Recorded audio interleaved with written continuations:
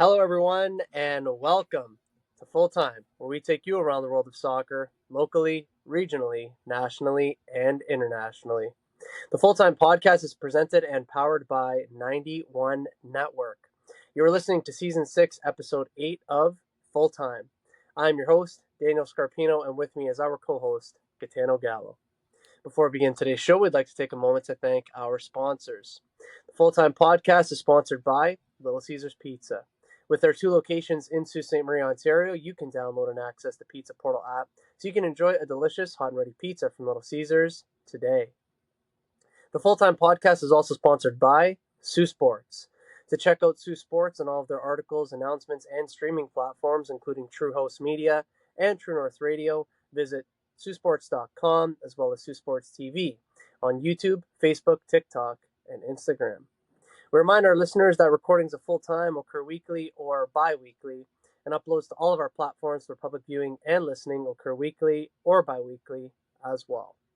Folks, we welcome you back to Full Time, where we get to discuss the sport that connects us all. G, on this rainy evening, how are you tonight, sir? I am doing good. A little soggy from being outside. Got my voice back from being at Oasis this weekend, so all good with me. How about you, Scarps? How you doing? That's awesome, man. You're getting your voice back. I feel like I've lost mine. We had our cup final last night. It was a lot of celebrations and whatnot, and spent all day in Mackinac Island, that is, riding bikes and stuff like that. So all is good, but yeah, definitely a little bit worn down, but in the best way possible. In today's show, we will take a look at the transfer window, Europe's Big Five, as well as local and provincial soccer. As always, if anyone would like to listen to our previous content, please check us out at Full Time on all platforms of 91 Network. And without further ado, Gitano, and to everyone who has taken the time to tune in here today, let's kick off. We get today's show started with the summer transfer window. The following transfer market news comes from The Guardian, so be sure to check them out as they provide up-to-the-minute transfer market information in the world of football. First, it's Eberechi Eze, who goes from Crystal Palace to Arsenal for $67.5 million. The England international returns to Arsenal after being released at the age of 13. He will wear the number 10 shirt in North London. Gitano, I'm obviously buzzing about this one. I think it's a huge signing for Arsenal, and I know, as is your custom, you're going to look to keep it short here, but please do get us started. I think my favorite thing about this transfer is the fact that he was all but nailed on to go to Tottenham, and then just in the blink of an eye, he's an Arsenal player. A fantastic signing. Yeah, I remember when he was at QPR and he was kind of being hyped as one of the next big things. Not that I didn't buy the hype, but it was when you're at QPR, it's a little bit of a kind of a stretch. But it's incredible to see him, like his growth from QPR to Palace and now at Arsenal, kind of being one of the top players in the league. Fantastic signing for you, but yeah, I'll leave the floor to you. Oh, I appreciate that, man. I couldn't agree more with everything that you just said. It is a huge signing for Arsenal. It's a player who, like I said in our last episode, I'm hoping that we can get another attacking player through the door and another deal done before the window's up. And I think this is exactly what Arsenal needed. Somebody who can play from the left, somebody who can play in a number 10 role, and somebody who's going to be able to unlock defenses. I mean, you know probably better than anybody as a Manchester City supporter that, you know, you're going to be playing against a lot of low blocks. You need creative people to break down those low blocks and to find innovative solutions to get through, because you're not always going to be able to go around it or through it. So you need somebody to, you know, pick that key pass or find that key moment. I think Eberechi Eze, especially in the past few seasons, has certainly been that player. And I think Arsenal have got an absolute gem. And funny how, you know, things come full circle, right? Released at the age of 13. And when he was introduced to the Emirates Stadium the other day when they played against Leeds, just the sheer emotion and happiness on the lad's face, you know, you can't fake that. So I'm delighted with the signing. I think it's huge for him. I think it's huge for Arsenal, and I think it's also a big deal for the Premier League. So definitely happy about it, Gitano, and I think he's going to do well. Next, it's Dango Ouattara, who goes from Bournemouth to Brentford for $42.5 million. After a standout season which brought 9 goals and 4 assists in 37 outings, the 23-year-old joins the Bees on a 5-year deal for a club record fee. Gitano, your thoughts here, sir? Yeah, it feels like a very good transfer terms because, you know, maybe not playing for a top team in the Premier League, but moving up the table. playing, can be challenging for European football this season. In a team that's for the last couple of years, only improved. I think it's a great deal. Financially, kind of pretty much like on par with all of the Premier League to Premier League transfers we've seen so far. So I think, yeah, just a fantastic transfer all around here. Definitely, and you want to talk about players taking those next steps in their career. I think this is just a step for the player that makes perfect sense. Tyler Dibbling goes from Southampton to Everton for a fee of 42 million. I think it's a perfect match, says the 19-year-old attacker who caught the eye of Everton during his debut season in the Premier League. Gitano, in his opening press conference, Dibbling stated that he can and is looking forward to learning from Jack Grealish at Everton specifically. What do you make of this signing? Well, I think it's funny that when some bigger Premier League teams were interested in him last summer and kind of last season, the Southampton were quoting everyone at 100 million minimum. Um, and so to see him at Everton for 40 odd it's a little funny, just in the fact that Southampton definitely did not get anywhere near what they kind of wanted for him. And mind you, nobody really ever saw him being a £100 million player. But yeah, I think he's a very exciting young player. Only 19 years old. I just turned 19 this year. Um, I think, as you kind of mentioned it with the Eze signing, like, you're not always playing against teams that are open. You're playing a lot of low blocks. We've already seen Jack Grealish's one appearance so far for Everton when he's not playing against a low block, put up 2 assists. So I think Tyler Dibbling, if he's going to want to learn from Jack Grealish, I think that's kind of the perfect spot to do it. And a team that's going to be competitive enough in the Premier League. They're not going to be, chasing Europe or anything, but I don't think they'll be totally like relegation candidates either. I think they'll kind of be that lower mid-table. But I think this is a great signing for Everton, kind of finally injecting some youth into that side. It's been a really old side for a very long time now. So again, and then an English player too as well. I think just for Everton as a group, as the fans, as management, having like young English talent, he's not going to stay there forever. You expect him to kind of take those next steps, like we just talked about with Utara and with Eze as well. Like, he's Yep. not going to be at Everton forever, but if they can go and get 3-4 good seasons out of him and sell him in his early 20s for 60, 70 odd million, then I think that just works for everyone. But I think he'll be great signing for them now as well, and then pay off in the future too. Definitely. And you know what? The price for me makes sense, but you hit it on the head that this isn't a top team. It's not a relegation team. It's a team that's kind of in the middle of the table, if you will. They're going to be competitive, and it's a great spot for a young player to learn off of good players and off of a good manager in David Moyes. So I think that this move makes a lot of sense. Specifically for the player, but I think he's also going to help the club in their pursuit of possibly finishing in the top 10. Jacob Ramsey goes from Aston Villa to Newcastle for 39 million. Ramsey told the press that he is delighted with his move to Newcastle. The 24-year-old midfielder leaves Villa Park after 167 appearances, citing Eddie Howe's record of developing players as key to his decision. Gee, some high praise there for Eddie Howe, and it's Newcastle who continue doing business in this transfer market. Your take, my friend.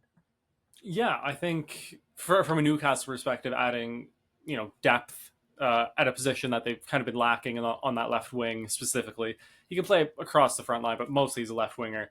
I think that's huge for them, and not just like depth out of nowhere. Like, this is a Premier League proven player, only 24 years old, English as well, so just kind of checks all of the boxes for them. And at only 24 years old, massive room for improvement. And yeah, there's very few managers that I would, as a 24-year-old, want to play for in the Premier League than Eddie Howe right now. He's taken almost every player that has been under him has seen levels that we didn't think they were going to hit. So I think this is just a brilliant signing all around for them. I think so too, man. Fully agree. And it was interesting. Dean Smith, former Aston Villa manager, came out in the press and said that he was disappointed with the fact that Ramsey had left Villa. He thought that sort of the lack of I forget how he worded it. I don't want to misspeak, but it was something like authenticity or loyalty to club has kind of gone from the game. But at the end of the day, like you said, if you're going to go learn from a manager like Eddie Howe, Newcastle, who's going to have Champions League football, a 24-year-old, kind of the perfect age, if you will. It's a great time to move, develop, and on you go sort of thing. So I don't think it's a lack of loyalty or anything like that. I just think that the player is looking out for his best interest, and rightly so. Franco Mastantuono goes from River Plate to Real Madrid for 38.5 million. Madrid unveiled the 17-year-old playmaker seen as one of the world's best young attacking talents, triggering his 45 million release clause back in June. He was featured in the 2024 Next Gen shortlist. Gitano, we've spoken about that Next Gen shortlist here on our show in the past, and that is an incredibly reputable list that comes out every year with just a few names on it, hence the shortlist. And it's players who are likely to end up being world class, the likes of Lamine Yamal, Ousmane Dembele, Jamal Musiala are recent players who have featured on that list, and that's just to name a few. This seems to be a massive up and coming signing for Real Madrid. Gitano, what's your take? Yeah, I don't think this is a signing for them for now. He literally just turned 18 a couple of weeks ago. I expect him to end up on loan somewhere, either back in South America or in Europe. I'm really not sure what the plan is for him. I don't see a path for him to the first team right now. But again, like, that's not an issue when you sign an 18-year-old. Like, that's unless they're, like Lamine Yamal, like absolutely world class at 18. But yeah, I think this is a great signing for them in the future. I think, in a few years that fee is going to look like he won't even be like 21, 22, and that fee is going to look like absolute nothing. But yeah, I think this is, we're not going to see the fruits of this transfer for a while. But when we do, I think, yeah, he's going to be one of the best players in the world. And, starting his kind of top flight career at Real Madrid's really no better place to do it.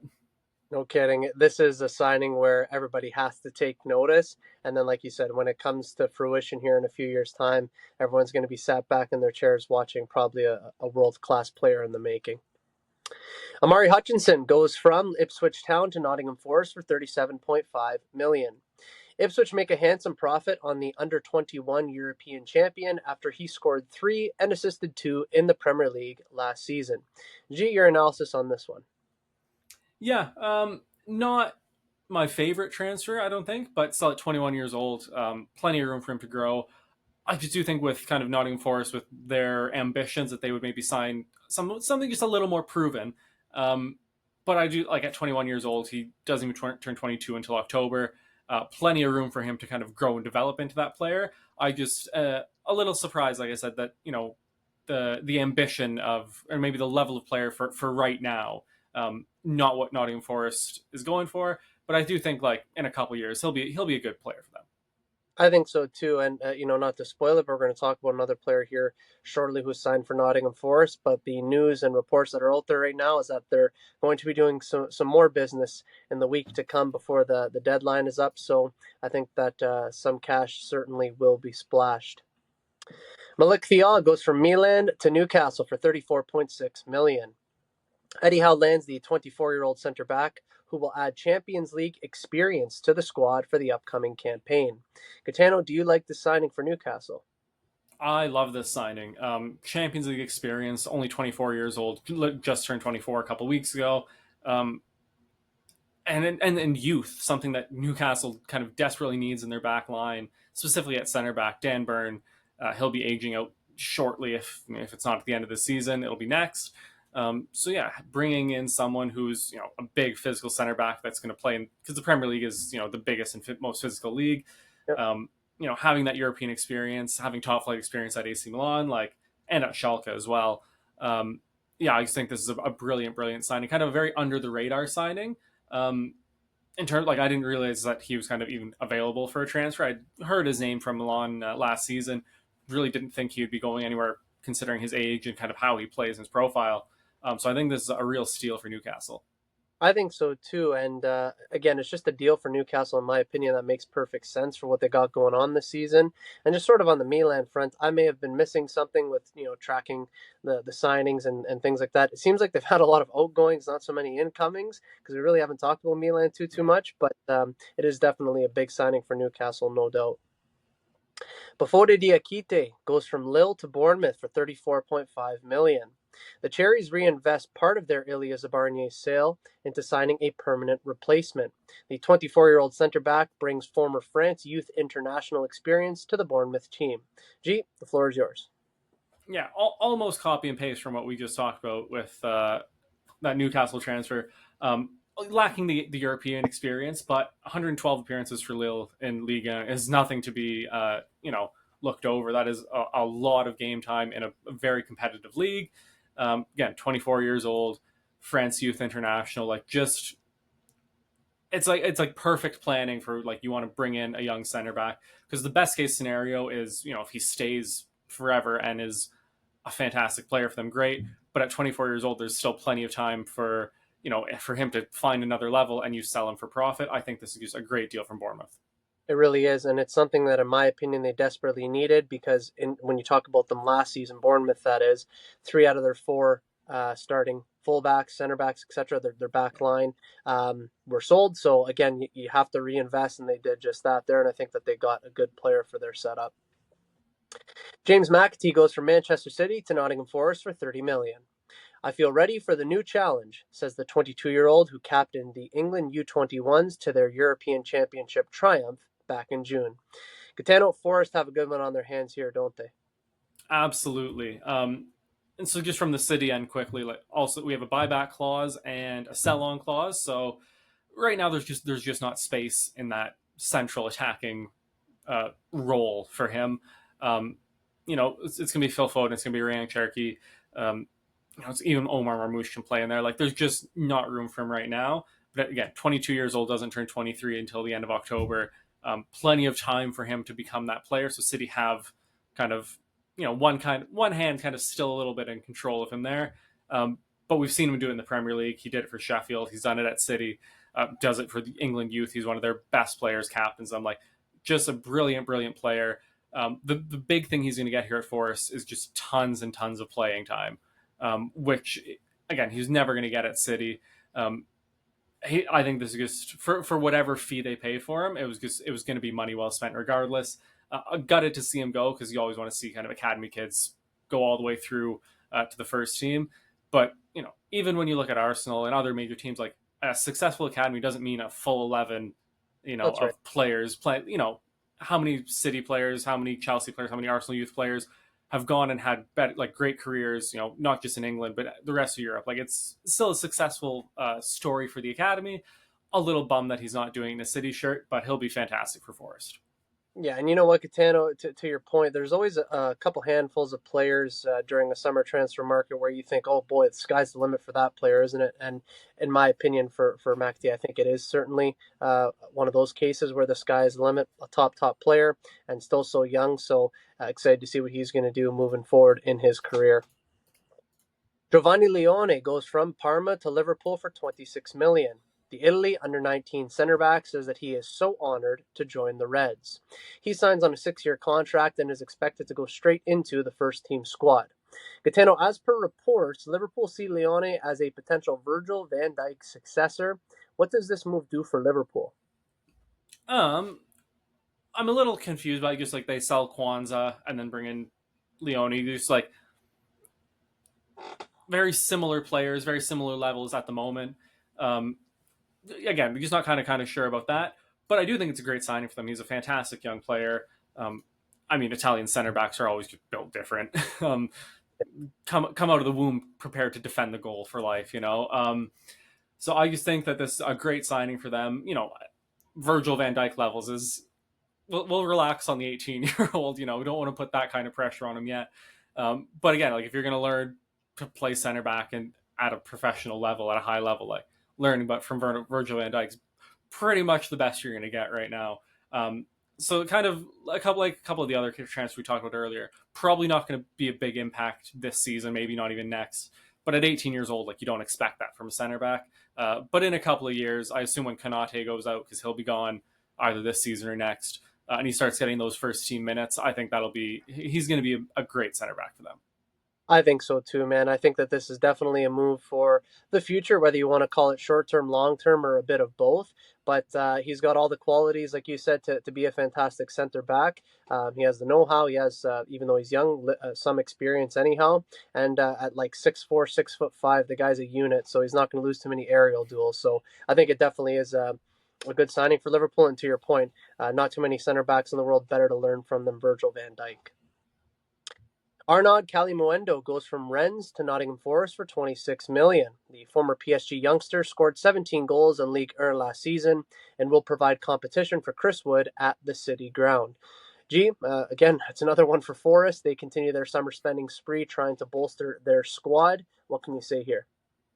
I really like this one. Not only because he's like a young player with a lot of promise and has put up a decent amount of goals in a top European league as well, but he's very different from Chris Wood, which I think is like the biggest thing for Forrest is not just having a replacement for him, but having another option, another tactical option off the bench. Especially if they're going to, want to compete across all fronts this season, you can't just do the same thing over and over. So I think bringing in a different kind of striker for them was a key thing, and I think they nailed it with this. I do too. I think that this is one where they're going to be sitting in the boardroom thinking, "Oh, we absolutely nailed this one." And yeah, I wouldn't be able to agree any more than that. Renato Vega goes from Chelsea to Villarreal for 25.6 million. After one season with the Blues, half of which was spent on loan at Juventus, the versatile 22-year-old defender moves to La Liga on a 7-year deal. Gitano, probably a wise move for the player, I'd imagine. Yeah. Again, this is one outgoing for Chelsea when there should be about 15 or 20 more. But he's going to get minutes, which is probably the most important thing at 22 years old. And he's also going to get them at Villarreal, who are a pretty decent, top tier Spanish club.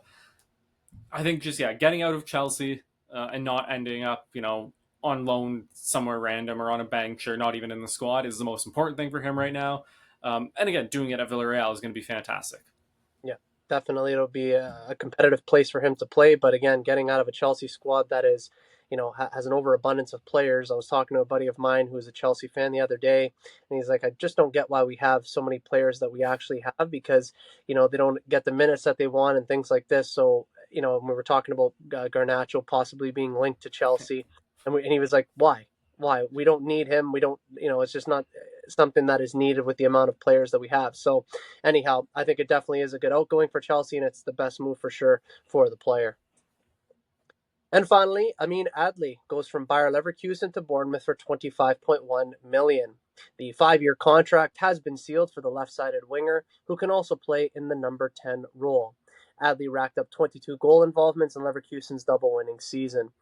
How does this signing bode for Bournemouth? Even though we haven't actually seen him play quite yet.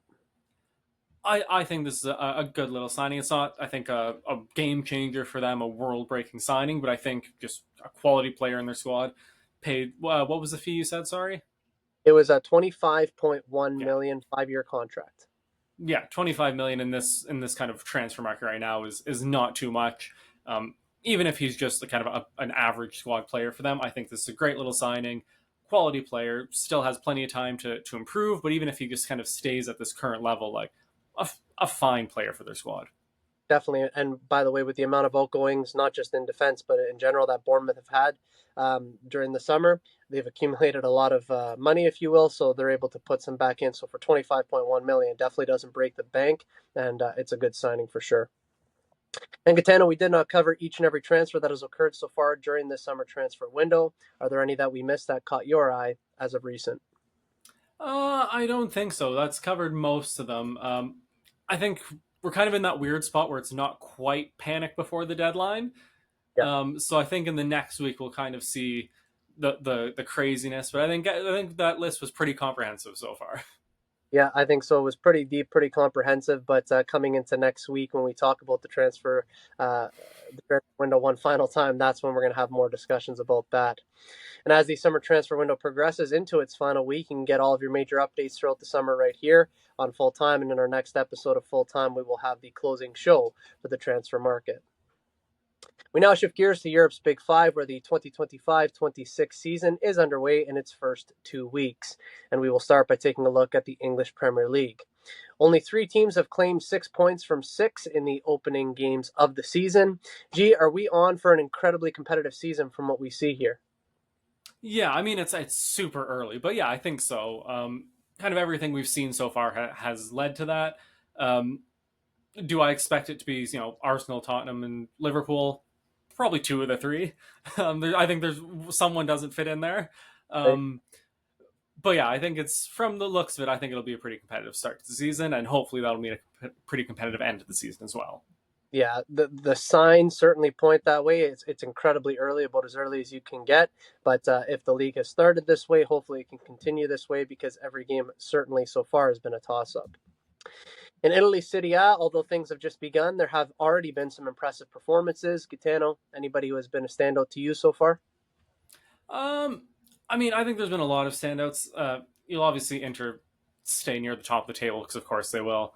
Um, and so here's the thing: so Italy's only played one match. They've only had one match week. So having a team like Como sitting up top because they beat, I want to say they beat Milan, did they not? I believe so, Um, yes. yeah, or sorry, no, they beat Lazio. Sorry, 2-0. Uh, Um, that's a huge scalp for Como to take in the opening weekend of the season. Who beat Milan because they got they did, Cremonese, sorry, Cremonese yeah, beat Milan, and again, like some big scalps taken in the first match week. Again, we're one weekend, like it's not going to define the whole season, but hopefully that kind of opens the floor. We've seen it's been a little too runaway in between, like not like one team, but it's kind of like it's been Inter-Napoli the last couple seasons where you kind of knew it was one or the other. Hopefully, yeah. this kind of means we're going to see a little more parity in that kind of challenge at the top. But I've been super excited by that start. I thought that the Milan game was shocking to say the very least. But yeah, hopefully that's we keep that going. And to your point, we need that parity, somebody to challenge Napoli, somebody to challenge Inter, so that way we can get some sort of diversity in that top title challenge. In Spain's La Liga, Barcelona and Real Madrid are off to hot starts, as are a few other teams, but it's Atletico Madrid who is slow out of the gate. Gee, what do you make of the start up in Spain's top flight? Well, I want to mention Villarreal, led by Canadian TGEM Buchanan with a hat trick on the weekend. Absolutely massive. First Canadian to score a hat trick in La Liga. Um, yeah, again, do I think that Villarreal will kind of keep this form going and challenge for the title? Probably not, but will they challenge for Europe? Absolutely. And I do think Atletico Madrid will turn it around. I think this is, one loss and one draw to start the season is not the end of the world. I do think there's more than enough quality in that squad, and Diego Simeone is gonna, if he hasn't already ripped them a new one, he's Yeah, gonna rip them a new one leading into these next couple weeks. So I think they'll be fine. I think so too. It's a slow start, but again, just the way that you start, it's not so much that. It's about the way that you finish and find consistency throughout the season. So I also think Atletico Madrid are going to be fine. And speaking of Canadians, I believe it was Jonathan David for Juventus who scored for them on Yes. match day of the season. First Canadian player to ever score for Juventus. So an absolutely huge one there too. So Canadians taking center stage here on the world's largest stage, and gotta love to see it. In Germany's Bundesliga, it is early days, but Bayern Munich start their campaign with a 6-0 victory. Gitano, should the league be taking notice? It depended who they beat 6-0. The fact that it was RB Leipzig, that worries me.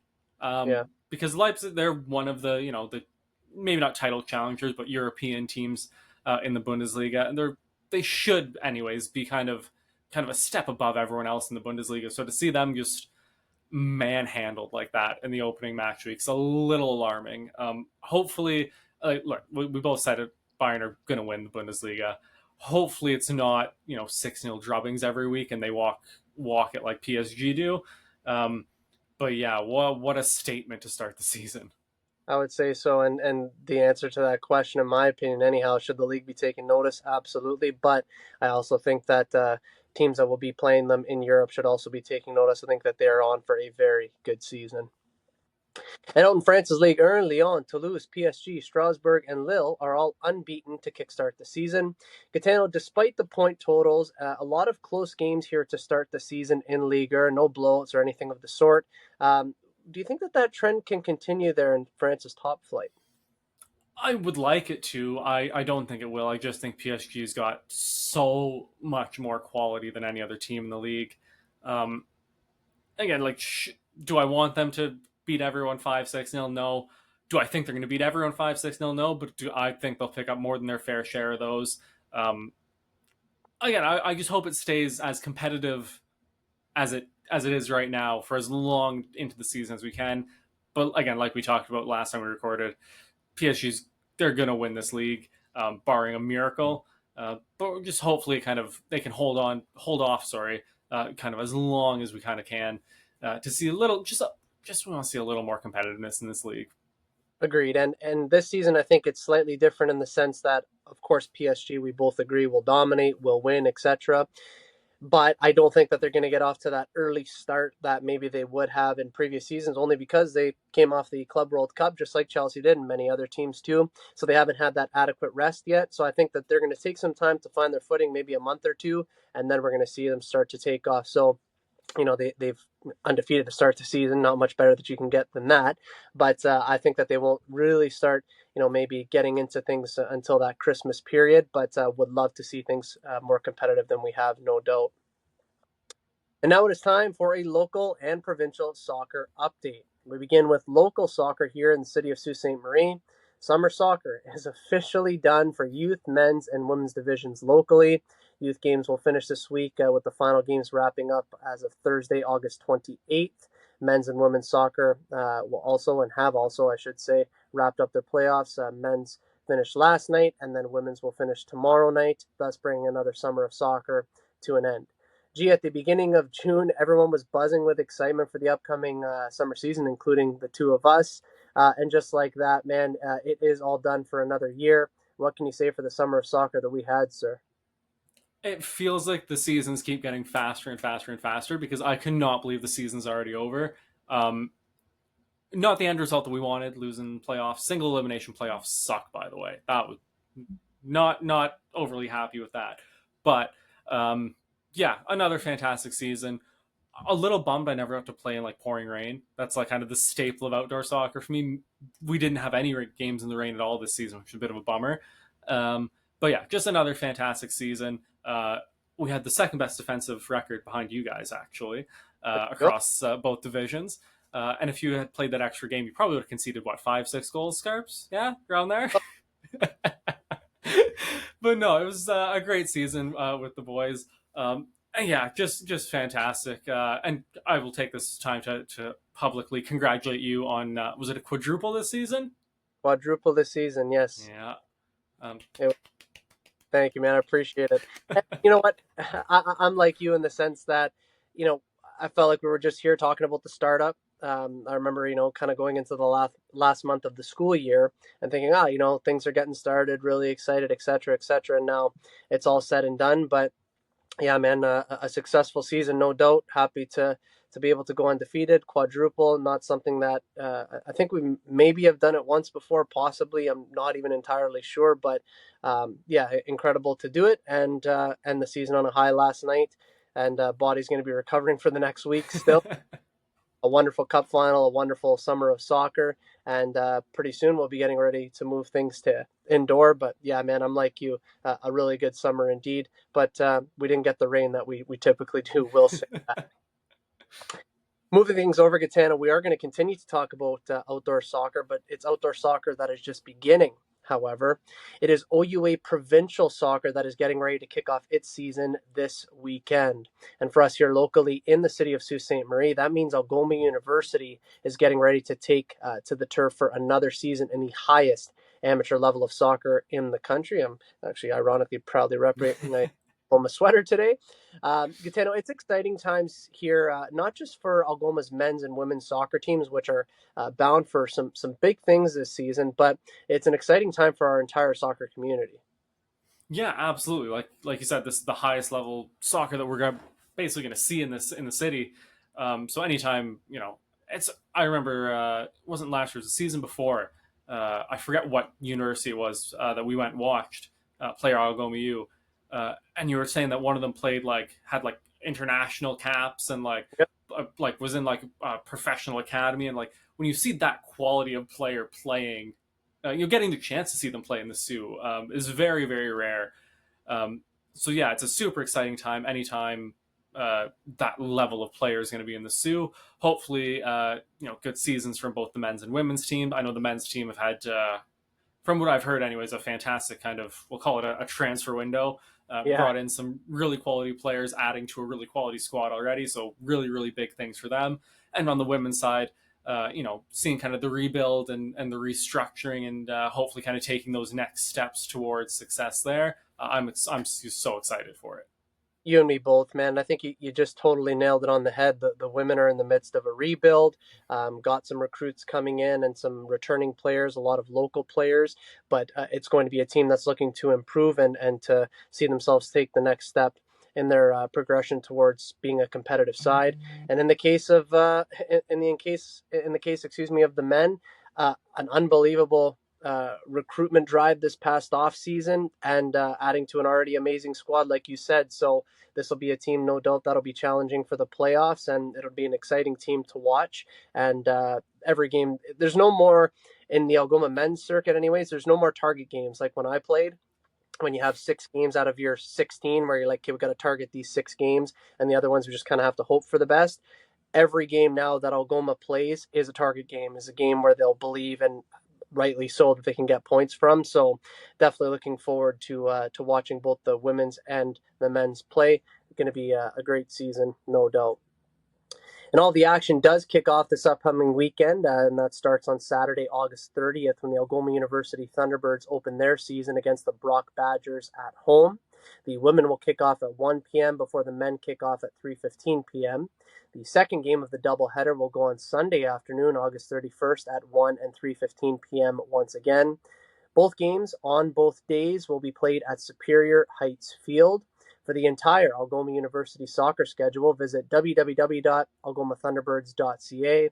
And for the entire Ontario University soccer schedule, visit www.oua.ca. We are very excited to bring you all of the highlights from the OUA and all of U Sports as the season progresses right here on Full Time. As they say, when the weather starts to change and you feel the fall in the air, that's when soccer really starts to get good in our country. And Gitano, can't wait to cover this one with you, brother. Absolutely. This is Daniel Scarpino and Gitano Gallo, and you're listening to the Full Time Podcast on 91 Network. A reminder that Full Time is sponsored by Little Caesars Pizza and Sioux Sports. Check out the Pizza Portal app for a quicker, easier way to get your next on-ready pizza from Little Caesars.